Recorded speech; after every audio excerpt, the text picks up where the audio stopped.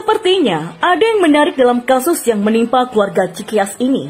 Perang Muldoko dan SBY bukan soal siapa yang paling lebih berpengaruh dan mampu menarik perhatian masyarakat, tapi soal ungkap-mengungkap kasus-kasus besar masa lalu. Ya, proyek Udayana ini termasuk proyek Mas Anas, terus uangnya yang nanti diserahkan untuk biaya bantu Pilpresnya SBY yang dibawa Mas Anas ini nanti dijelaskan semua, uang permai itu termasuk bantu Pilpres. Sejak 2 minggu yang lalu saya sudah berani menetapkan, tingkatkan kepenyidikan orangnya tahan. Karena sudah jelas, kasus-kasus besar di era SBY banyak terjadi, ditambah banyaknya kader-kader Demokrat yang terseret di dalamnya. Jadi kalau ingin tahu soal kongres yang lengkap, tentu Ketua SC kan boleh dimintai keterangan. Sebagai warga negara, kapanpun saya siap bila dimintai keterangan, bila KPK menginginkan dan diperlukan keterangan saya untuk datang di KPK sendiri. Tapi tentunya dengan didasari oleh dasar-dasar yang kuat dan teguh. Gede Pasek menyatakan tidak tahu banyak mengenai Kongres Demokrat pada tahun 2010 silam. Gede Pasek menilai masih banyak politikus Demokrat lainnya yang lebih mengerti mengenai Kongres Demokrat dan pantas diperiksa KPK. Pinang kan jelas itu, Wafid manggil saya, ada Wafid, ada Wayan Koster. Di Cipinang menemui saya, mau ngasih uang saya 10 miliar. Nah, Pak Nazar ini ada uang 10 miliar, Pak Nazar jangan ngomong lagi soal Hambalang. Saya bilang, oh saya nggak mau. Saya udah kasih semua data lengkap tentang Hambalang ke KPK. Walau waktu itu memang belum ada tersangkanya. Nah dia bilang, Pak Nazar, soal KPK sudah kita amankan semua. Oh saya bilang hebat kali Pak Wafid. Nazarudin kini mendekam di Lapas Sukamiskin Bandung. Ada rencana Ditjen Pas Kemenkumham memberikan bebas bersyarat untuk Nazar. Sebagai orang yang mengaku tahu banyak seluk-beluk korupsi para politisi, menarik ditunggu jika nantinya benar Nazarudin akan bebas bersyarat di saat Indonesia menjalani tahun politik.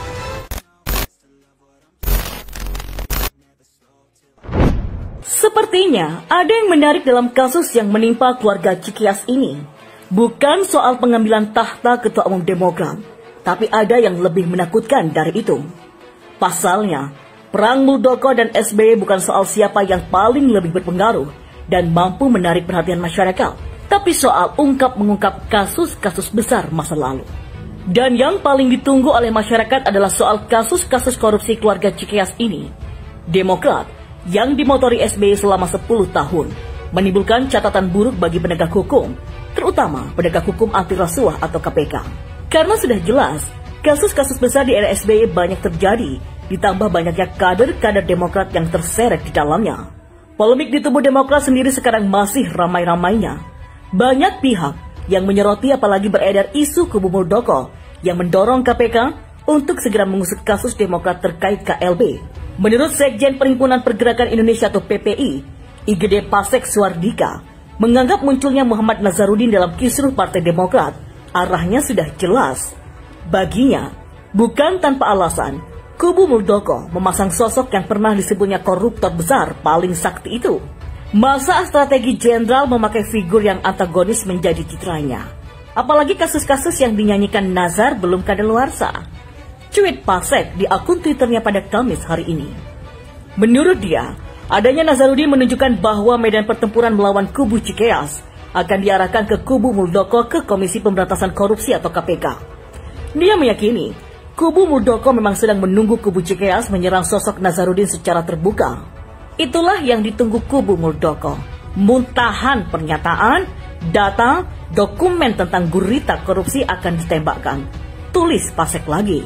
Istilah gurita mengingatkan orang pada buku Gurita Cikias yang ditulis oleh almarhum George Adji Condro perihal dugaan-dugaan korupsi yang membuat keluarga Susilo Bambang Yudhoyono panas. Pasek pun memprediksi bila Nazarudin akan kembali bernyanyi, maka kehebohan yang terjadi bakal melebihi kasus korupsi mantan Menteri KP Edi Prabowo maupun mantan Mensos Juliari Batubara. Bayangkan jika dokumen lengkap aliran uang dan rahasia lainnya diungkapkan karena Nazar berteriak, maka isu bisa bergeser. Bahkan bisa menutupi isu korupsi benih lobster dan bansos. Hiruk pikuk bisa berpindah. Tampaknya kubu AHY terjebak membidik Nazar karena itu yang ditunggu lawannya. Kita lihat saja ke depannya. Akankah kuda Troya Nazar bermanfaat bagi kubu Muldoko atau justru menjadi bantal empuk serangan kubu Cikias? Apa yang muncul di permukaan berbeda jauh dengan pertarungan arus deras di bawah air. Penonton selalu diajak berpikir adu strategi, kata bekas loyalis Anas Urbaningrum di Partai Demokrat itu. Serangan demi serangan kini menuju langsung kepada SBY. Bukan tanpa alasan, karena sebelumnya kubu SBY menyerang habis-habisan kubu Muldoko.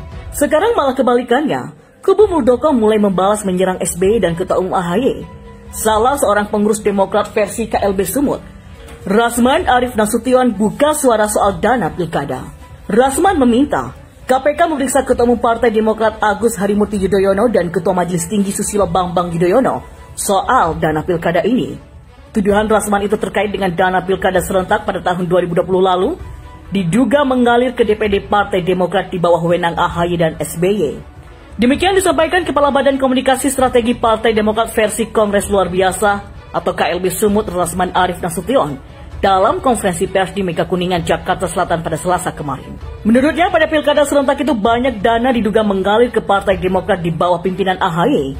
Rasman Nasution menambahkan, jumlah sumbangan yang diberikan kader ke DPP Partai Demokrat bernilai fantastis. Selain itu, Rasman juga mengaku telah selesai mendaftarkan nama pengurus hasil KLB ke Kemenkumham. Rasman mengatakan, pendaftaran nama pengurus baru itu dilakukan secara diam-diam untuk menghindari insiden keributan. Sebelumnya SBY pernah mengaku menyesal mempercayai dan memberi jabatan kepada Muldoko. Kali ini, SBY yang kena skakmat oleh salah satu penggagas KLB Partai Demokrat beberapa hari yang lalu, yaitu Darmizal. Darmizal menangis dan mengaku menyesal pernah menjadi tim buruh sergap untuk memenangkan SBY sebagai Ketua Umum Partai Demokrat. Saya sangat menyesal pernah menjadi aktor tim buruh sergap untuk mendatangi ketua-ketua DPD, mengumpulkan ketua-ketua DPC, agar mereka berbulat tekad membangun chemistry agar Pak SBY yang dipilih pada Kongres 2015 di Surabaya, kata Darmizal. Karena alasan itulah Darmizal meminta maaf kepada seluruh DPD dan DPC Partai Demokrat.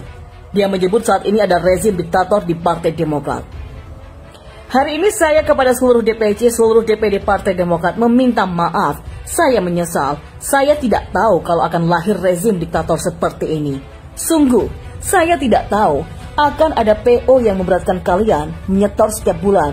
Malu saya, benar-benar malu, kata Darmizal. Ini adalah bola panas yang entah keberapa kalinya dilempar ke arah SBY. Jika melihat dari sisi ini, ternyata SBY punya masa lalu yang bisa dikatakan bobrok. Nyatanya, banyak masalah yang selama ini tidak kita ketahui, dan sekarang semuanya terbongkar. Masing-masing kubu saling mengorek kebobrokan masing-masing. SBY pernah disebut membuat Megawati kecolongan 2 kali. Pernah disebut tidak berkeringat untuk Partai Demokrat, dituding punya tim untuk memenangkan dirinya sebagai ketua umum, dituduh berusaha menciptakan dinasti dengan menjadikan partai ini serasa milik keluarga. Dari ADART sudah ketahuan, arahnya terkesan memang ke sana. Lalu kira-kira apa lagi yang belum terbongkar? Mungkin ada lagi. Pelan-pelan dikeluarkan satu persatu seiring makin memanasnya masalah internal partai.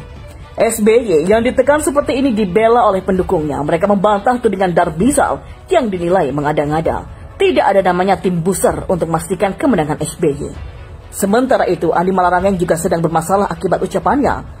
Kepala Komunikasi Publik Partai Demokrat versi KLB Rasman Arif Nasution mengatakan bahwa pihaknya akan melaporkan dia ke polisi karena Andi menuduh pemerintah mengintervensi Partai Demokrat dan mendukung KLB secara terang-terangan.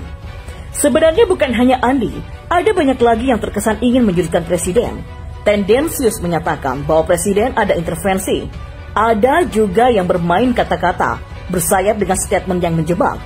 Jokowi mau diseret, meski Jokowi terlalu pintar untuk ditipu dan dipancing masuk ke dalam. Jokowi diam, tak merespon sudah cukup membuat mereka semua frustasi dan kesal. Ibarat mau memancing, tapi pancingnya nggak dimakan. Pemancing menunggu sampai tua, untuk mungkin sampai lebaran kuda.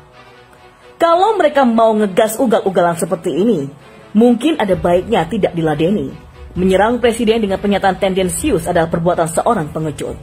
Bahkan Andi Arief mengatakan Menkumham, Yasona Lawli, dan Jokowi seolah-olah menikmati kisruh yang terjadi di internal Partai Demokrat.